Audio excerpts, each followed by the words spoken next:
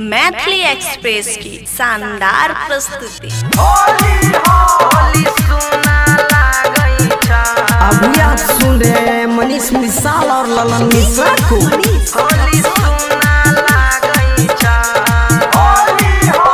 हे भौजी तोरा बहिन के बिना होली सुना लागै छा। हे भौजी तोरा बहिन के बिना होली सुना लागै छा। होली सुना लागै छा, होली सुना लागै छा। त दिन रात नासा चढ़ै दुगुना होली खूबे सुना लागै छा। हे भौजी तोरा बहिन के बिना होली सुना लागै छा। होली सुना लागै छा। होली सुना लागै छा। हे भौजी जब से ले लो न हरवा निक लागै नै घर के बहरवा।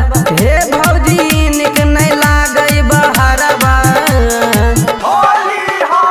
हे भौजी जब से ले लो न हरवा निक लागै नै घर के बहरवा।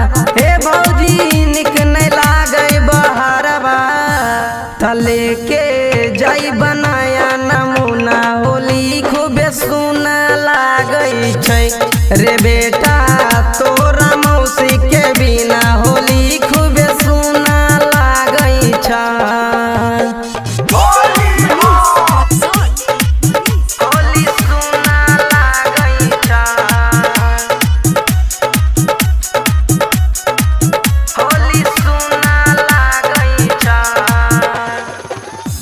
हे भौजी बुझै नै छौ दुख दहरद ललन मिश्रा भए गेला मरद। हे भौजी ललन भए गेला मरद।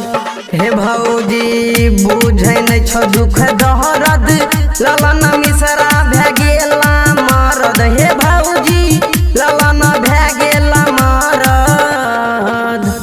तमनिस मिसल बुझे झुना झुना होली खूबे सुना लागै छा। रे बेटा तोरा मौसी